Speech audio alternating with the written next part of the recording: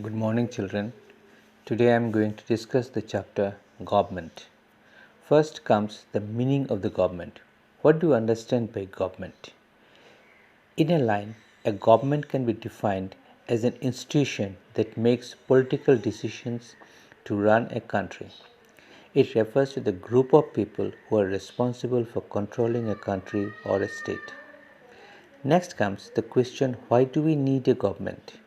We all have our own problems and interests, and this is different from every other person. As a result, there might be conflicts which will lead to lawlessness in the society. So, to restore law and order, to ensure cooperation among the people, and to make collective decision, the need for a political organization is very much felt. Coming to the next point, functions of the government. There are a number of functions that a government has to perform. Firstly, maintenance of law and order. The government makes and implements laws. If there is any dispute between any two persons or a group of persons, these are solved in the court of law. The next function of a government is providing basic facilities. The basic facilities like education, healthcare, transportation, etc., are being provided by the government. It is the duty of the government to see if all the citizens of his country have enough to eat and also control the price of the essential commodities. The next function that comes on the surface is the action on social issues. The government makes several laws to prevent female feticides and also set up different programs to help the poor and the needy. Then comes the protection of boundaries. We are sleeping peacefully at our home just because of our government. The army protects the boundary of a country and maintains peaceful relations with the neighboring countries. The next function is to undertake relief measures during the occurrences like earthquake, tsunamis, drought, etc. The government organizes aid and assistance to the affected people. Lastly, the government makes laws for everyone. It is the duty of the government to make new laws or amend the old ones. Whatever laws are made has, has, has to be done by the citizens of the country. Now comes the types of government. In the present world, there are three types of governments. They are democracy, monarchy, and dictatorship. In a democracy, the people are the supreme. Here, the people chooses the government and empowers it to rule and make laws. The people have the power to question on the functioning of the government. For example, India and USA.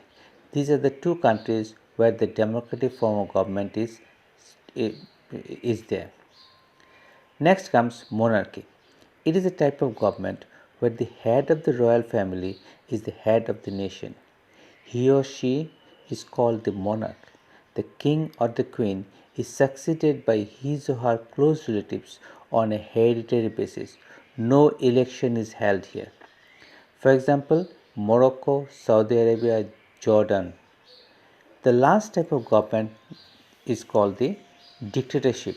Here, the entire power rests on the hands of just one person, and so he enjoys absolute power.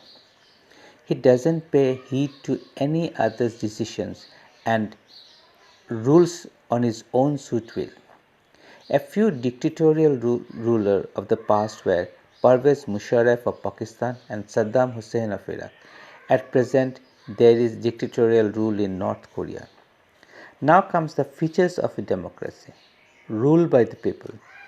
The basic idea of a democracy is that people rule themselves by participating in the making of these rules. The next feature is representative democracy. In the present day scenario, democracy means representative democracy only. Here, the people elect representatives who rule the country on their behalf. Lastly comes the universal adult franchise.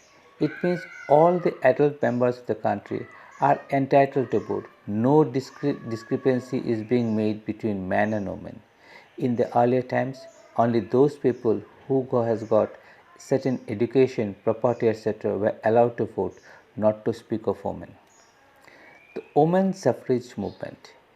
It is a movement, there is a struggle of the women in Europe and USA to get the right to vote. They struggled a lot to get their suffrage. This movement started in 1848 in America and in 1870 in Britain. But since the first general election in India, women got the power to vote. The anti-apartheid struggle. It means separation on the basis of race. In South Africa, people were segregated on terms of the color of their skin. They were divided into white, black, Indian, and colored. The whites came from outside and ruled over the others till 1991. The whites enjoyed all the facilities. The African National Congress, under the leadership of Nelson Mandela, led the anti-apartheid movement from 1970. Levels of government. The government also works at different levels. Local level. The government in a village, town, or a locality is known as the local level.